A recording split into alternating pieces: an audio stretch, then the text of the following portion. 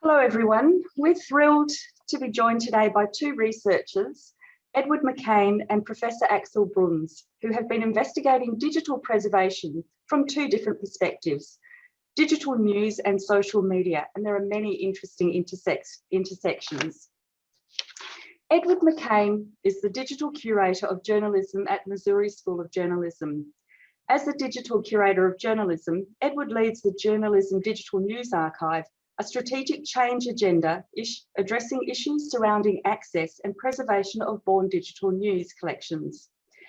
Edward's position is a joint effort between the University of Missouri Libraries and the Donald J. Reynolds Journalism Institute.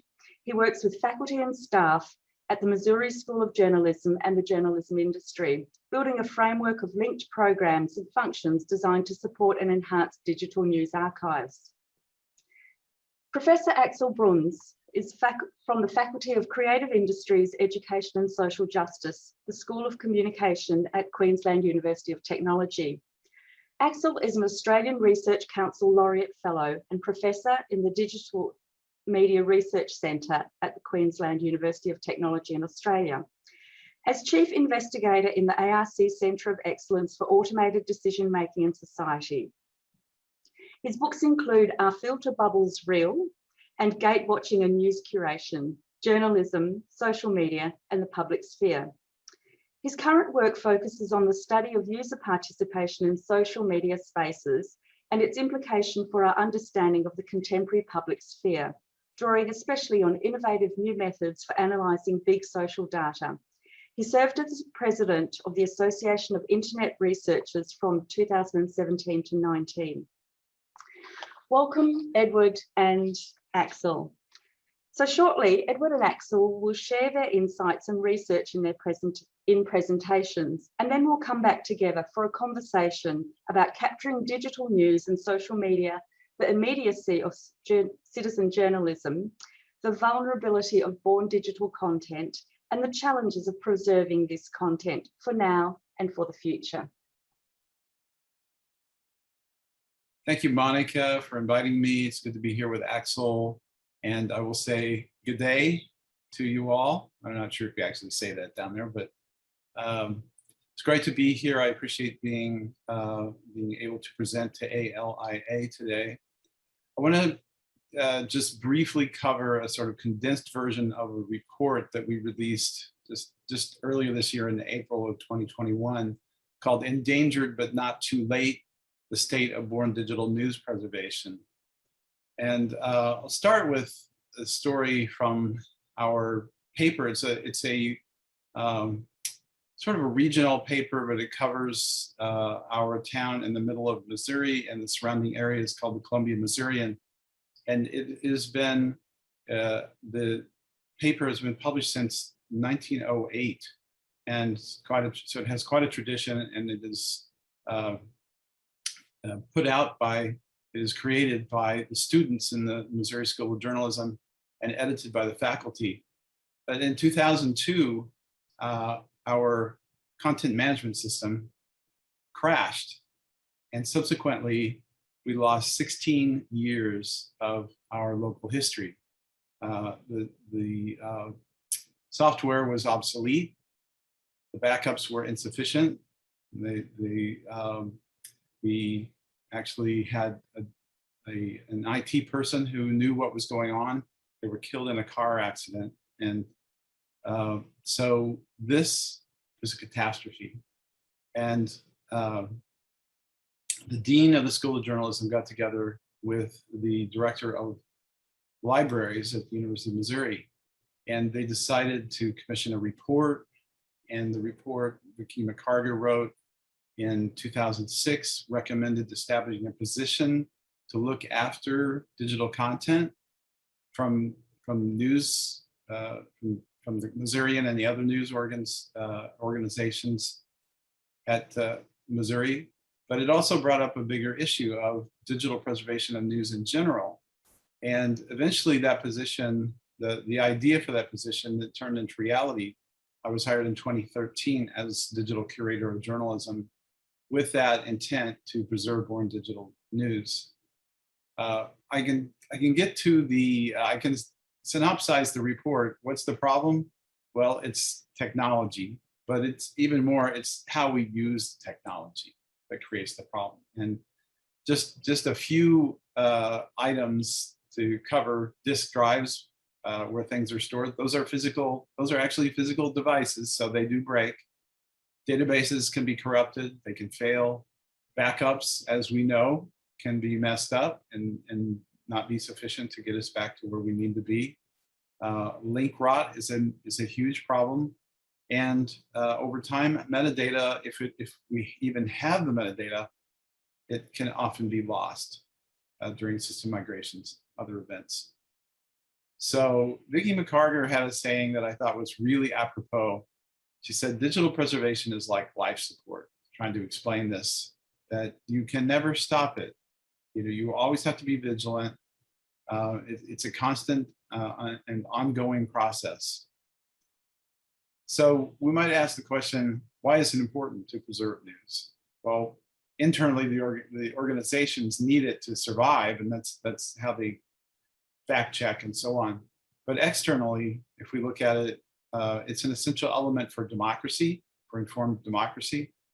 It's a fundamental accountability mechanism for public institutions. We call it often, it's called the first draft of history. It's primary source material for scholars, which I think this audience would know a lot about.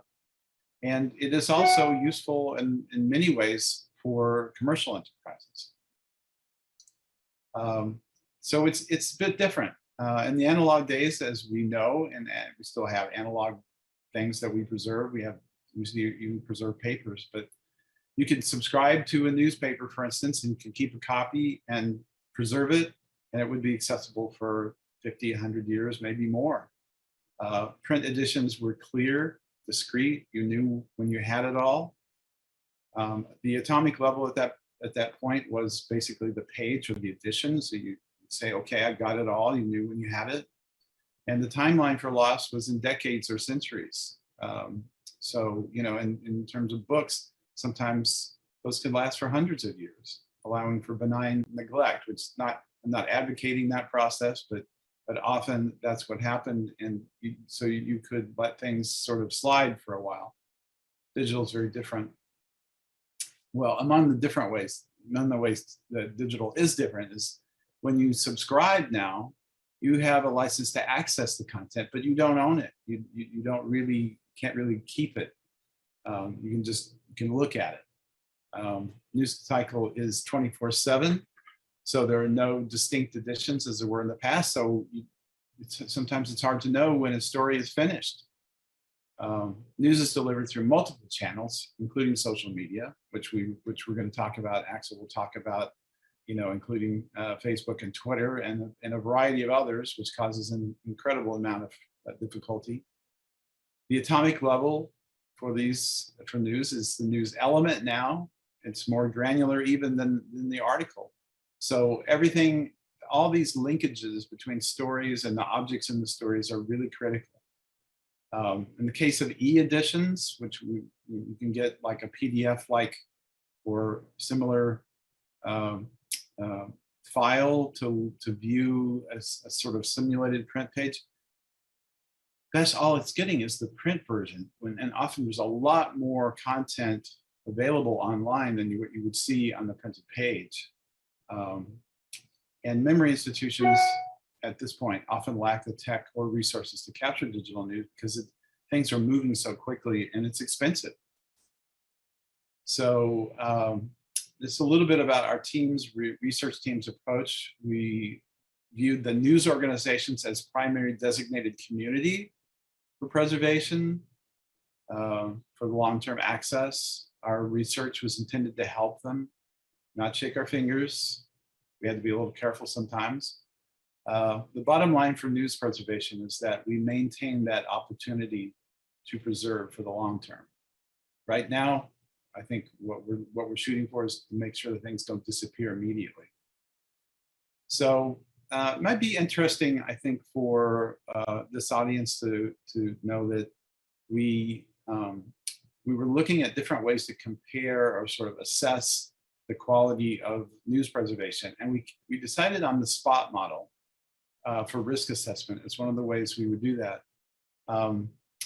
It's based on an article that's in DLib magazine or DLib magazine, because its focus was on outcomes rather than specific systems or causes.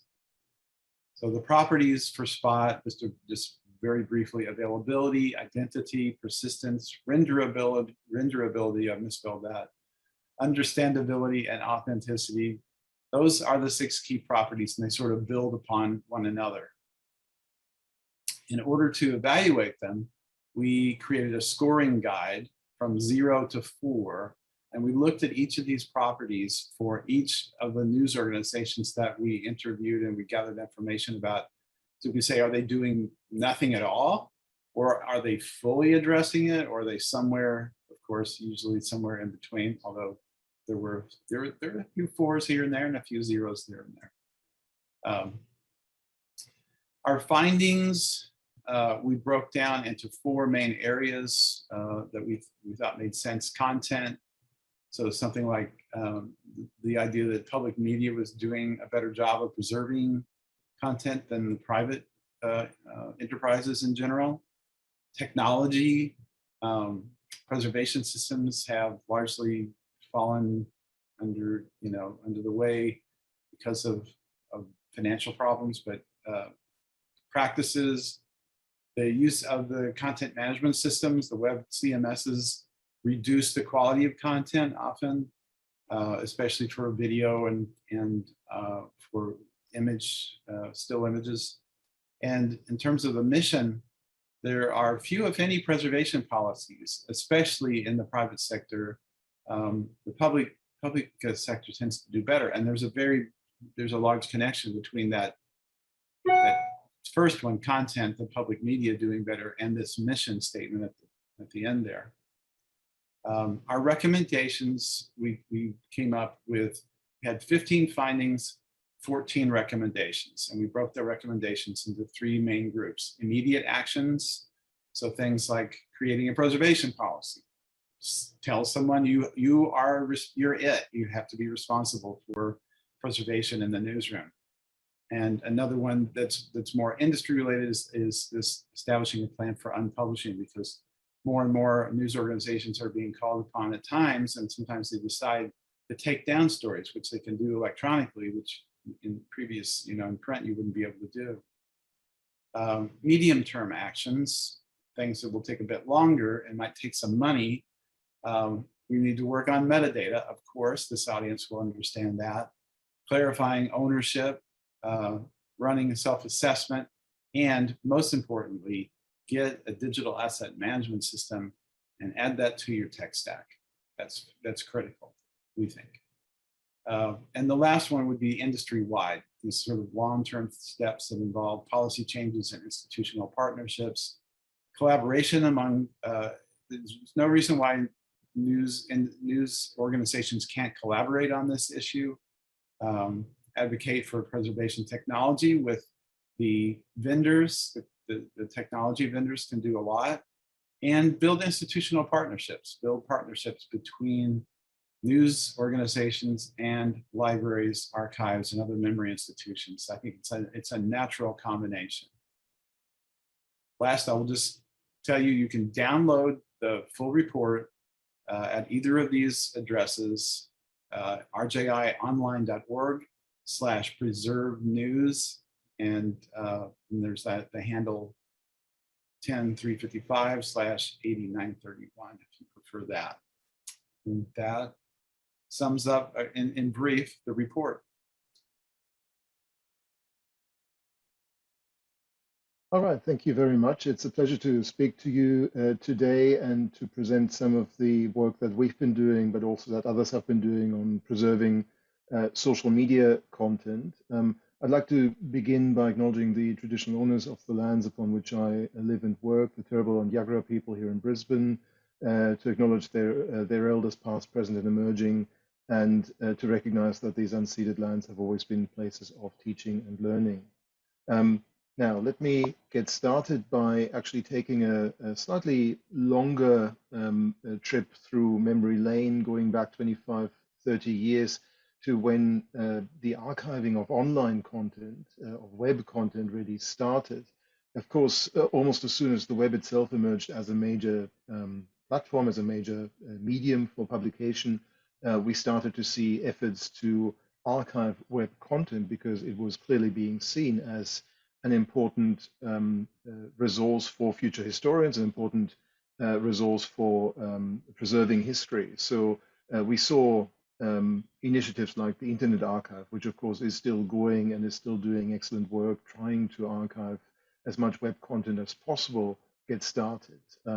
We saw in Australia, Pandora, the Australian Web Archive, which made a choice to select resources of national importance in its archiving. We saw other approaches like the Swedish National Library's approach, which basically said we would want to archive the entirety of the Swedish web, and particularly started by essentially archiving the .se domain.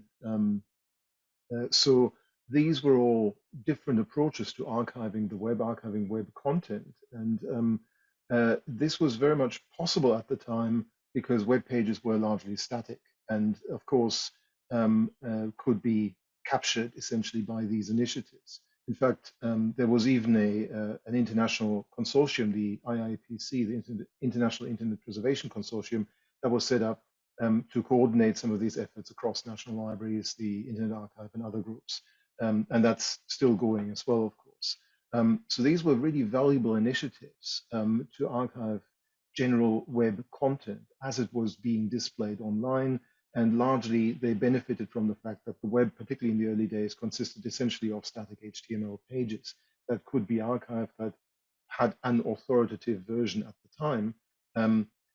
But that really changed quite rapidly as web technology evolved and as the way that web pages were created on the fly to accommodate users' interests, users' profiles, users' searches, users' personal connections evolved as well. So it became more and more difficult to say that a particular page is the authoritative version of that page because they are personalized to each of us as we're visiting particular websites.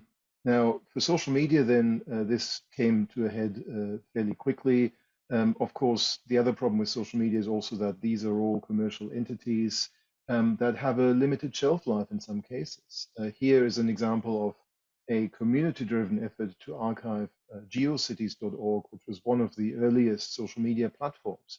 And essentially what the community did when GeoCities itself became obsolete, when it was clear that as a website it would no longer survive, is that the community basically came together. In fact, a number of different community initiatives came together and essentially scraped the entire GeoCities site to the extent that it was still available. This is an incomplete archive, it has to be said, this process was still possible because even though GeoCities could now be called a social media platform, it was still very much based around fairly static HTML. It wasn't highly personalized like modern social media platforms are.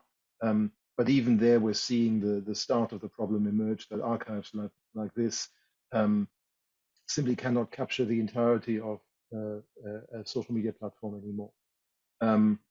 We saw, and this is an article about this, of course, from the Rolling Stone, we saw with the decline of MySpace, again, a significant loss of content. So MySpace, again, was one of the earliest social media platforms in the true sense of the term as we're using it now. And when MySpace basically was, well, briefly bought up by a news corporation who had no idea what to do with it, then sold on and eventually really invented as something entirely different. A lot of the original content from MySpace was simply lost. And there isn't an archive in the same way that we have at least an incomplete archive for GeoCities because it simply wasn't possible to scrape the entirety of MySpace and preserve some sort of longer term archive of this platform. So a lot of the people who invested much time and money and effort and everything else into creating their MySpace pages simply lost all of that and lost, as it says there, the memories of all of that as And we can just ask, well, what about Facebook? What about Twitter? What about all the other platforms? How would we even archive them? Not only because they are, of course, highly dynamic, and you cannot be sure that what you're seeing is what anyone else would be seeing on that platform as well, but also simply because they are, of course, even more massive, even larger by an order of magnitudes. So how would you archive this kind of content? Well, Twitter provides an example of this, and unfortunately not a particularly encouraging example.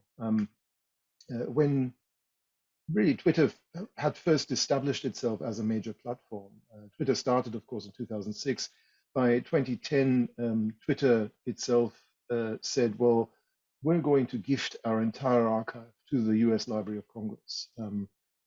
Because we recognize that this is an important historical archive as well. It has a historical meaning. So we are going to gift basically our fire hose, the full feed of all tweets ever to the Library of Congress. And we hope that they will do good things with it, with this, and make it available in the longer term. So that's April 2010. And of course, it was celebrated by the Library of Congress itself. And generated much good PR for Twitter as well. By January 2013, things changed a little bit already, and the Library of Congress gave an update. People were asking, well, what's going on there? Is this now available or not? And the library said, well, yeah, we're getting there. We have an archive of 170 billion tweets. We're now trying to work out how to make them accessible to researchers. So some still positive update, but nothing really visible in terms of what was happening and when researchers, historians could actually get their hands on some of that data. And well, just over 2 years later, all of this came crashing down, and essentially it has to be said the Library of Congress basically gave up on this, partly because they couldn't arrange themselves also with Twitter about access. By that point, of course, Twitter itself had moved to a model that was much more based on monetizing access to its data as well via its own data subsidiaries and data sales divisions. So at this point, basically the library said, well, we can't find a way for Twitter to allow us to actually make any of this archive accessible. We still don't really have the technological know-how to actually store and catalog this content either. So we are basically giving up, and we are moving to a model where we're only archiving the tweets of key public figures and important persons of history. So a much more limited model of Twitter archiving that the library moved to, which is of course a very significant loss in terms of the history of this platform, which over the last few years we've seen is incredibly important, if not always in positive ways. So why do we need to archive a platform like this? And I'm not really focusing on Twitter alone here, but it is a particularly good example. Twitter, if journalism is a first rough draft of history, as Edward has said, and as many journalists see it, Twitter is something that comes almost even before then, because it really is a very real-time medium. People react in the moment to things that are happening around them, whether that's at the personal and local level, or whether that's global events, global news events, and so on, of course. So in many ways, we could see it as kind of a first draft of the present, a really raw reaction to what's going on in the world. Of course, it's not just text anymore. It's not just textual reactions, but it's images, it's memes, it's videos, it's links to external content and all sorts of other things. So it's a very direct, very visceral, very immediate reaction to what's going on in the world. And of course, those reactions themselves can also have real world effects again, if they build up into viral events, for instance. But of course, it and many other social media platforms face some very significant questions around long-term preservation. Twitter itself has fallen over as a company, or has threatened to fall over as a company a number of times over its history. So commercial sustainability with any of these platforms, with the possible exception of Facebook, but even there, is not guaranteed. These might be very short-lived companies, as we've seen with the previous generation of social media platforms. data access is a major commercial aspect as well here. So these platforms are increasingly unlikely to simply gift their data to some third party, even a public interest third party, because they're partly making their money from selling data. So if they were gifting an archive to the Library of Congress and the Library of Congress makes it publicly available, why would anyone still buy data from Twitter?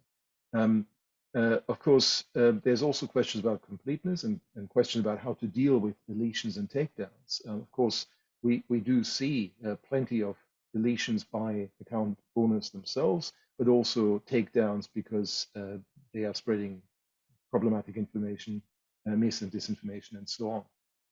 And of course, the content also declines. That link rot that Edward already talked about is very real on Twitter as well and on other social media platforms. The URLs being shared, the images, audio, video being embedded in social media posts, often, of course, don't sit on those social media platforms themselves. So we might end up with an archive of tweets, but we may have no idea what they actually pointed to. This, as a very brief anecdote, happened to me, happened to us.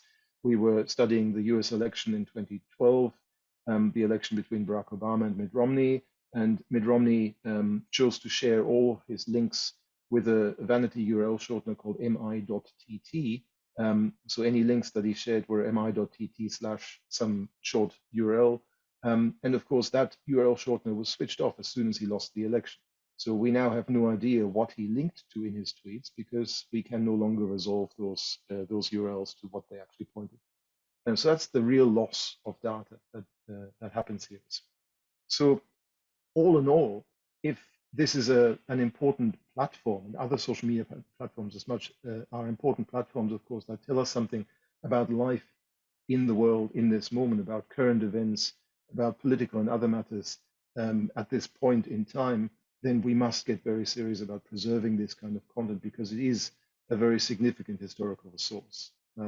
So here are a few of the smaller examples of what's happening here. This is the Polytropes project by ProPublica, which has been following, in this case, US politicians for some years now and is essentially archiving their tweets and pointing to when they delete their tweets as well, sometimes just because they're misspellings and whatever, sometimes, of course, because, well, maybe they've changed their mind, maybe they want to hide that, you know, back in the day they were for a particular decision and now they say they're against it and so on.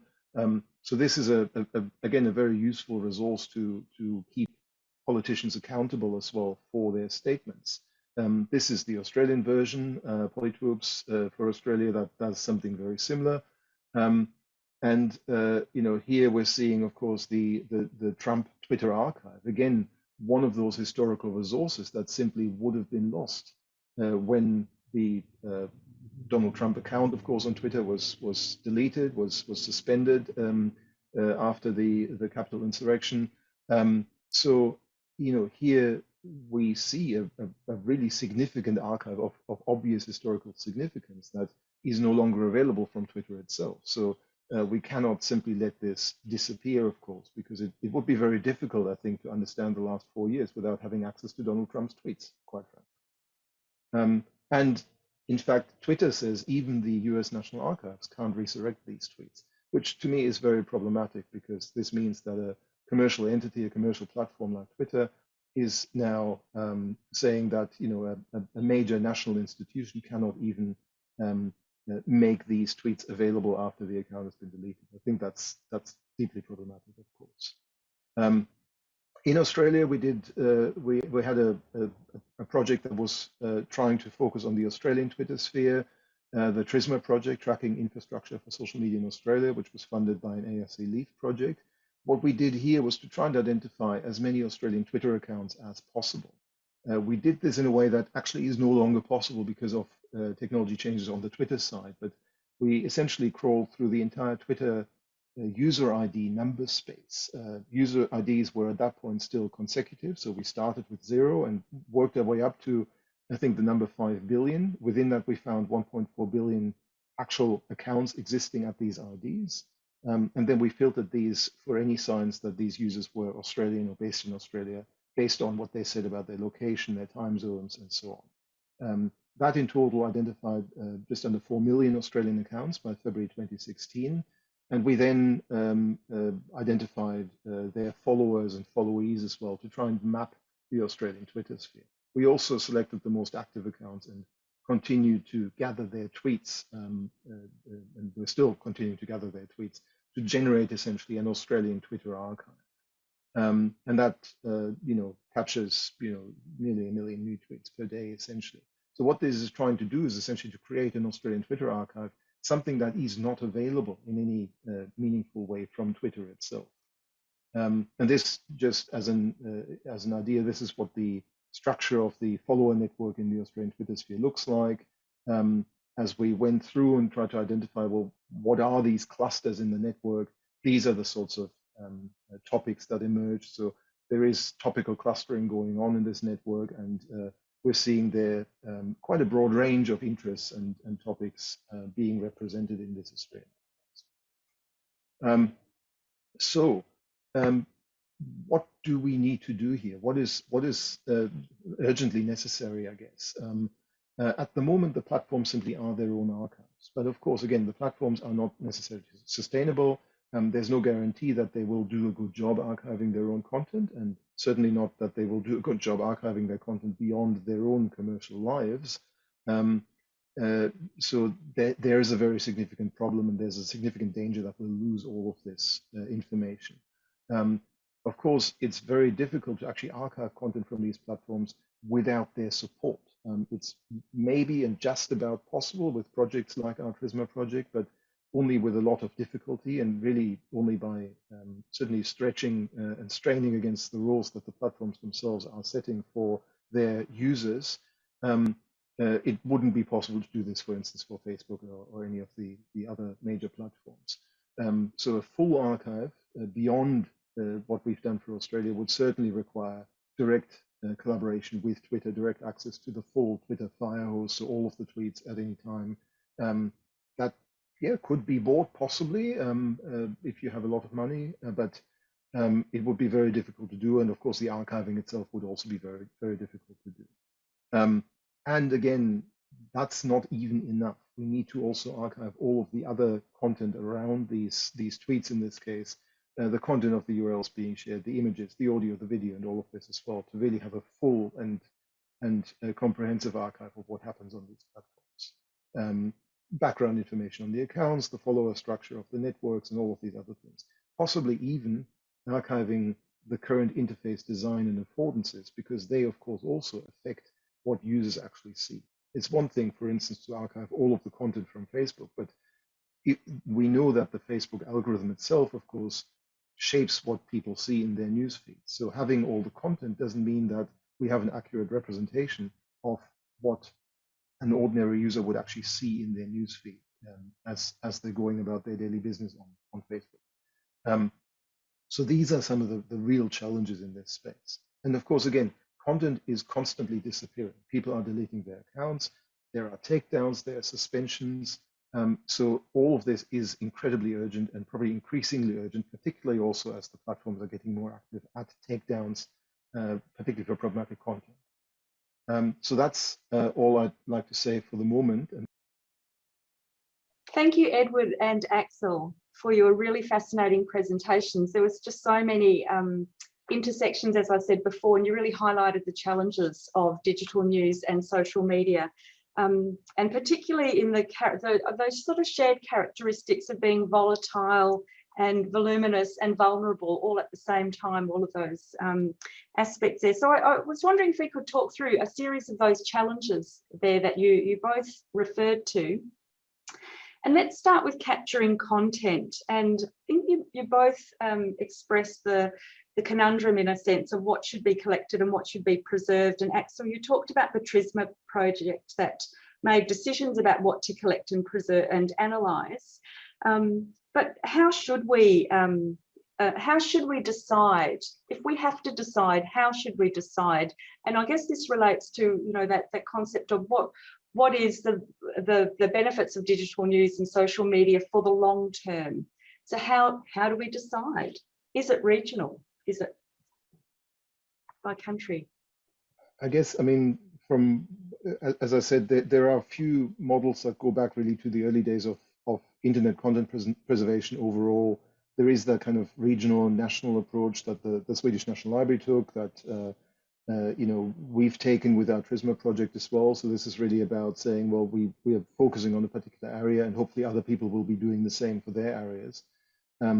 So that's a model. That's one of the key models. The other key model has been traditionally to identify, I guess, resources of national importance, as the National Library in Australia called it, or in the social media context, key actors. So the politicians, the Polytropes kind of approach, or others that focus on perhaps the most influential or defined categories of users, politicians, celebrities, whatever it might be. So these are two quite typical models. But that, of course, too, it ends up missing a lot, because not everyone identifies perhaps in a way that can be, that they can be identified as being in a particular region. And of course, the selection of celebrities or persons of public life or accounts of public stature often happens after the fact. And particularly with social media, we often see people emerge from out of nowhere who suddenly become really important, because maybe just because they're thrust into a difficult situation and become crucial through this. We see this time and again. The famous example is the water landing on the Hudson River in New York, which was captured just by someone who happened to be on a ferry at that point. So this kind of content, of course, is also actually of historical significance. So it's actually very difficult to, particularly with social media, I think, to guess ahead of time which accounts might become important. And of course, new accounts are being created all the time. So Edward, does digital news have the same challenge to decide what to collect? Absolutely. Yeah, it's a huge challenge. And I think there's another sort of factor you can think about. I mean, it's similar in terms of economic survival, like that's going to play a factor. So I'm thinking, okay, the New York Times, their stuff's probably going to be around. They're probably a safe bet. There's no guarantees. But some of the smaller, in the United States, some of the metro markets, who knows, St. Louis, Kansas City, they probably are going to be around. But then when you get to something smaller than that, populations of 100,000 or maybe a couple 100,000, those markets are more endangered. So there's an economic factor that goes into play. And then within each of those organizations, there are thousands of news organizations around. Each of those is making decisions about what sort of thing they're going to keep or not keep. They generally are keeping text because it's pretty cheap to keep text. Still photographs probably next, and those are fairly stable and fairly easy, although if you're only keeping them in the content management system, they may be so shrunk down in size that they're not really that useful. But then video. Video is causing all kinds of havoc at news organizations because it's big, it's expensive to store, it's complicated, and there are a lot of different flavors, all these different codecs and different formats of video. How do you normalize that? How do you make sure that you maintain the ability to play that back? So that's causing all kinds of concern. But of course, it's very rich. It's a very kind of rich media, and it could be potentially quite useful.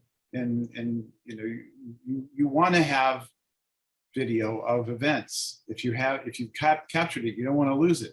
But it's a challenge. Right. So, and those are the challenges of capturing the known and the content that exists. But so thinking about the gaps then, and takedowns, deletions, and deplatforming, and is there any potential, or what ways might there be for, I guess, a more systematic approach? Because there are vulnerabilities there about actually knowing and identifying it. So how does that work in news and social media? I guess on the social media side, it's actually often a point of comparison. So you capture everything you can beforehand, and then you see if it's still there after a day, a month, a year, whatever it might be, which of course adds more complexity because you have to go back and basically essentially regather everything that you've already got to see if there's a difference. The platforms themselves, of course, occasionally announce that they've taken down particular content, particularly if it's high-profile cases, and gives them perhaps good PR as well, because they can say we've taken down a network of bots trying to influence the election or whatever. But most of the deletions, most of the takedowns simply aren't announced and aren't made public. Sometimes for good reason, because if there are deletions that might be particularly problematic, that would also draw more attention to the users who've been taken down. We really only know if something's been taken down, that something's been taken down, if we go back to it and it's suddenly no longer there, but we have a copy in our data. And that in itself is of great interest, of course, because it tells us something also about the platform politics, the approaches that platforms take to these takedowns. But again, there's a lot of essentially detective work that we as researchers need to do in order to identify that platforms have acted in any way. So for news, the number one challenge is that there are so many basically channels, platforms that they're dealing with. They're dealing with social media. They're adding video to that. They may be doing some other project that's not even connected to their content management system. And as we think about, we look at the bigger picture, right now they're very focused on web CMS, a content management system to provide web content. That may have to evolve. Then what? Then what happens to all this stuff? And nobody's thinking about that. Right. So I guess the content and technology are really inseparable in this space. So Edward, the research project that you led asked the question, will the content that's created today survive the transition of platforms and transitioning technologies, which you've really just described, and the complexity of systems and the proprietary nature makes it really hard to collect. So in this space, and thinking about technology and content and digital platforms, is this where we see some of the critical challenges of access and control in this connection between platform of technology and content? And I guess platform politics, as you mentioned as well. Is this the access and control tension that we are observing? Well, I think there's challenges for both access and control. So, trying to get, I think in terms of news, when I think about how are we going to get access to this in the long run, that's going to take major changes to the law. It's going to take new kinds of understanding of copyright, I think, for eventually for this stuff to survive and make it into the public record. So that's a very big picture, but it's got to happen. It's essential. If we don't have the legal ability to work with this material, it's going to be lost. And it's not like we have, I've talked about a little bit about my soapbox with print and digitizing the content. That digitized content is essential and it's great and it's very useful.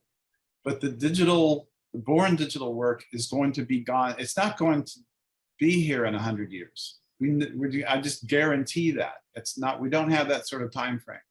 So we've got to act. We have to have more urgency, at least in the United States, at the federal level. I think you're doing a little better in Australia, but I'm not positive about the electronic deposit laws and that sort of thing. And maybe just to add to that, I mean, you're talking about access and control, and Edward, you talked before about the growing integration between news operations and social media. I mean, we've had some examples of that in Australia recently. Of course, most news organizations now have their social media channels. They've got their pages on Facebook and so on.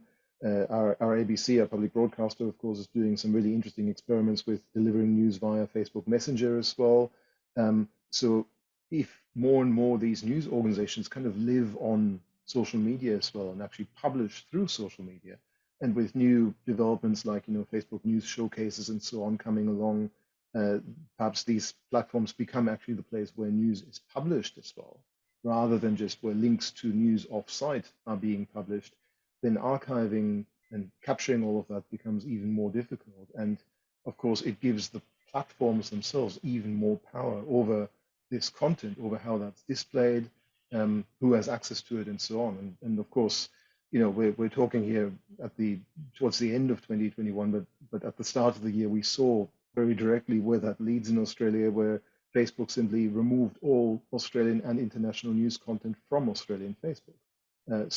And they could do that because they own the platform, because they run the platform, because it's essentially just flicking a switch somewhere. So the platforms already have a significant amount of control over access to content, not just for us as researchers or for the news publishers themselves, but for ordinary users, of course, as well. Yeah. So if we can just shift gears a little bit and talk about preservation practices. And Edward and Axel, you both position digital preservation alongside those analog practices of archival practice. So Edward, you talked about benign neglect working sort of in the favour of print, and Axel in the applied tools and processes and the approaches to web archiving that was developed in the early days of the web. So what principles can we continue to draw on from these earlier models for archiving digital news and social media, and in this sort of new paradigm or new brave new world where that's continuing to evolve? What can we draw on from the past to bring forward? What do we need to think about?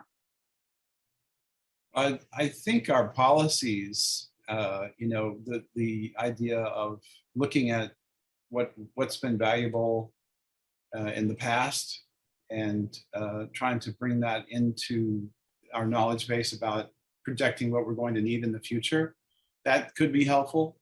By the way, I'm not advocating benign neglect. This thing I think is sort of changes the timeline in terms of urgency, and we need to understand how fragile digital media is. I'm probably saying too much about that, but I do feel that sense of urgency with this. Yeah, I'd agree. I mean, there's not, in a sense, because we've now moved this beyond this point where there is an authoritative version or online. The early web was still shaped like books and newspapers in some ways, because there were web pages, basically. We call them pages. So you could still capture that and say, well, this is the web page as it appeared at that point. Now we've got dynamic content, we've got personalized content, we've got content that's being shaped on the fly, basically, based on who you are or your inputs or your interactions with the page. So there isn't any one authoritative version anymore of content that we could say we could archive.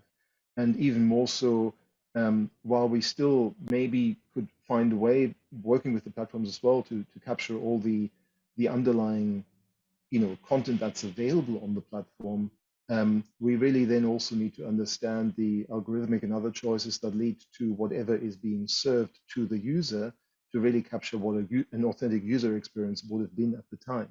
And of course, those algorithms keep changing, day by day in some cases. So in order to really preserve, I guess, the authentic experience that, let's say, a Twitter user would have had following Donald Trump on Twitter over the last 4 years or so, that's actually very difficult, because yes, you could capture all the Trump tweets and all the tweets #MAGA or whatever, and you could have an archive of all of that, but that's not what any ordinary user would see in its entirety. So what is it that an ordinary user would have seen? How do we reconstruct that if a future historian would want to find out, well, what the hell happened over the last 2 years? Right. Something I will say that was a bit of a surprise is that we thought that the new digital startups would have better preservation practices than the old guard hybrid, that are doing. They started out as print and then they were moving into digital, but it was exactly the opposite. So that culture of preserving, that culture of being able to really leverage the assets that they built up internally, that's very important. So culture influences mission and policy and all this sort of stuff. So that's something that should be if we can do that, we need to continue that, and we need to transfer that into some of the more digital native startup organizations. Yeah.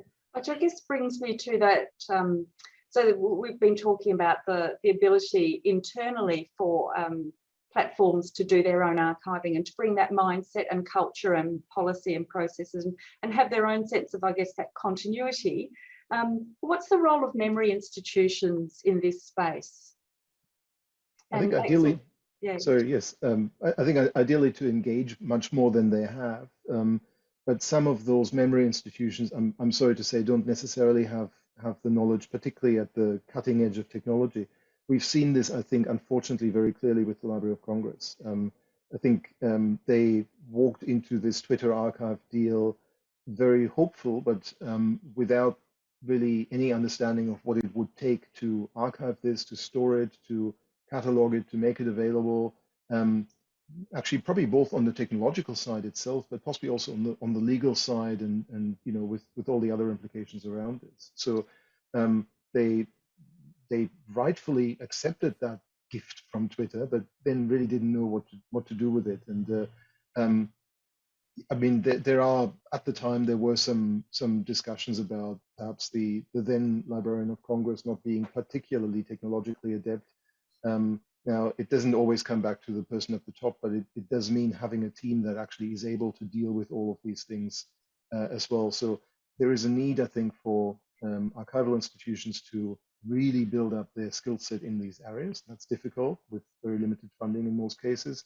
And ideally, I think on the platform side, there's probably also a need for platforms, particularly the larger ones, actually to have a role that's identified as sort of the digital archivist or whatever as well. I mean, similar in a sense to the way that Edward's talked about this with news organizations as well, where there should be a dedicated person who's responsible for preserving that archive.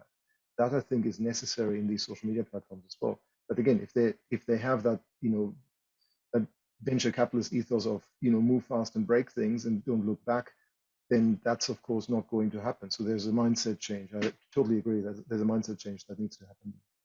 So, you know, I think it's essential that we build bridges between memory institutions and the news organizations so that we understand what their needs are.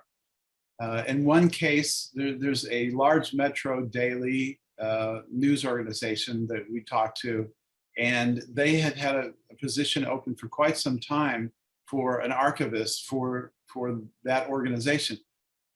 But they weren't able to fill it because people were not trained in the sort of digital systems that were necessary.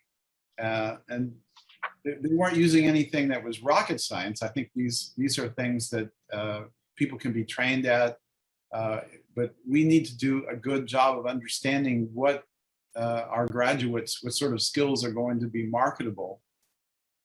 That's something that we could do.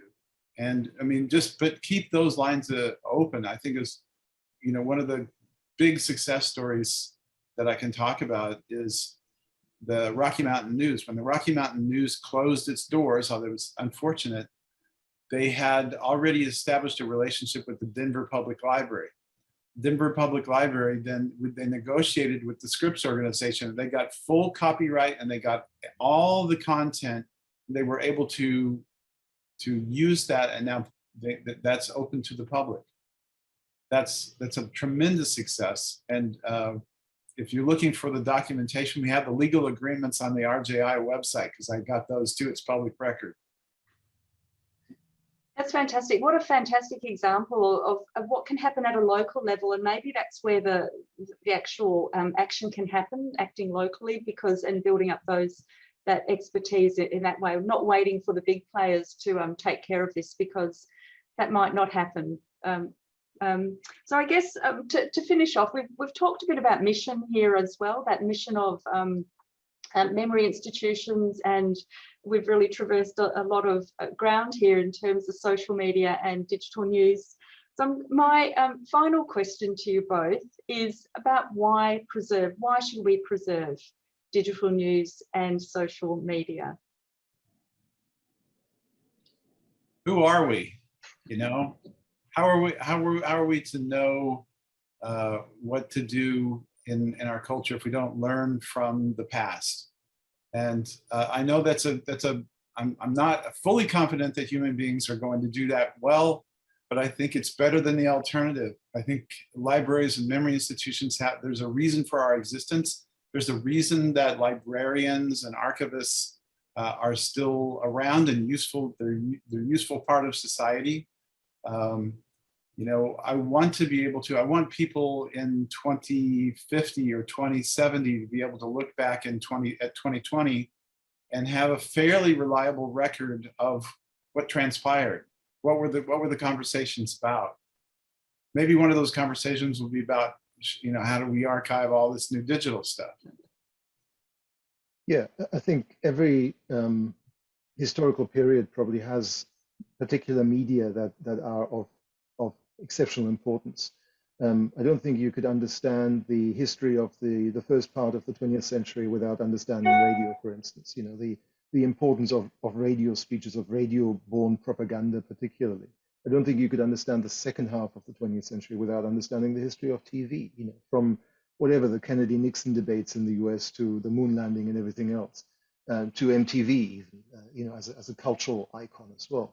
And I don't think you could understand the first few decades of this century without understanding social media, whether that's the rise of populists like Donald Trump and Boris Johnson and others, whether that's the emergence of mass protest movements like the Arab Spring, or whether that's other forms of social movements like Black Lives Matter and Me Too. So, you know, we need to, in order to understand this from, you know, a few decades into the future, we actually need to have these historical records to have that full understanding. Of course, in addition to the news coverage of them, that doesn't go away, but even that news coverage, of course, lives largely also in these media forms. So only with all of that put together, you can really have a full understanding of what it was like to live through these times, and what the public sentiment, but also the public discourse was around any of these events. Yeah, well, for example, look at how much we've benefited from understanding the Spanish flu pandemic, and you know, the comparisons are so close.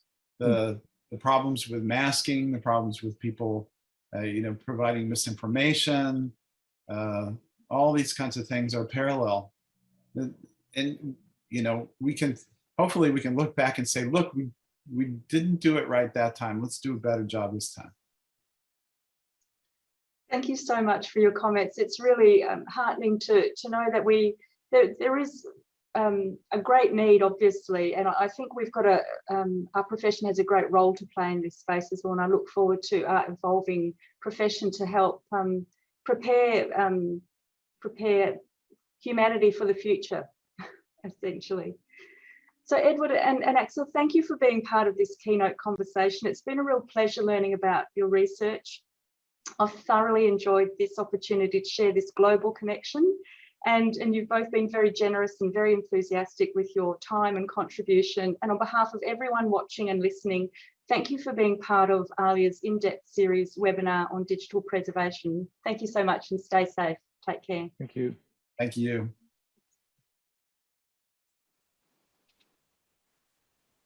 Hello, everyone. I'm absolutely delighted to be able to introduce Professor Axel Bruns in person as well. We recorded that session earlier because of the time difference, because Edward's in North America.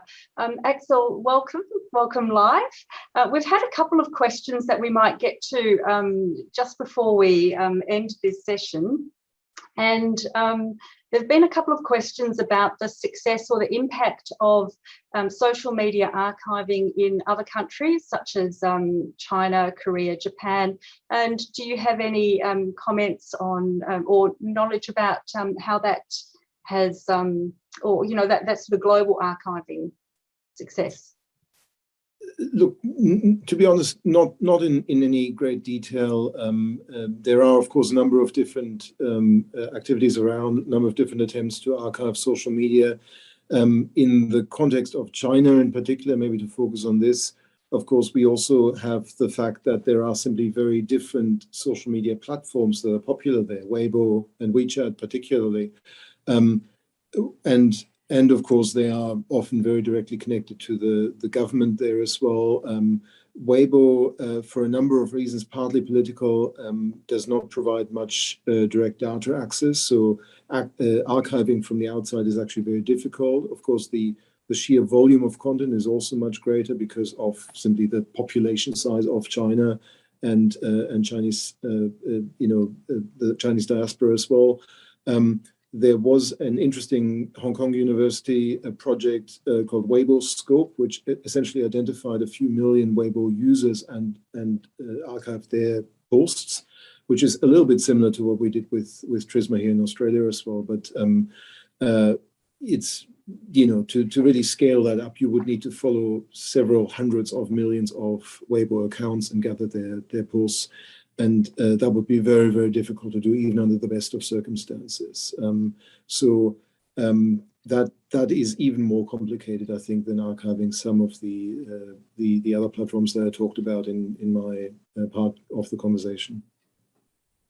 Thank you for that. And I do have another related question in one sense. It's in terms of the use of archives such as Trisma. And one of the delegates has asked, with the rise of the use of platforms such as Twitter for the organisation of popular revolution and uprising, such as the Arab Spring, is there a risk that technologies and these sorts of social media archives might be misused by retributive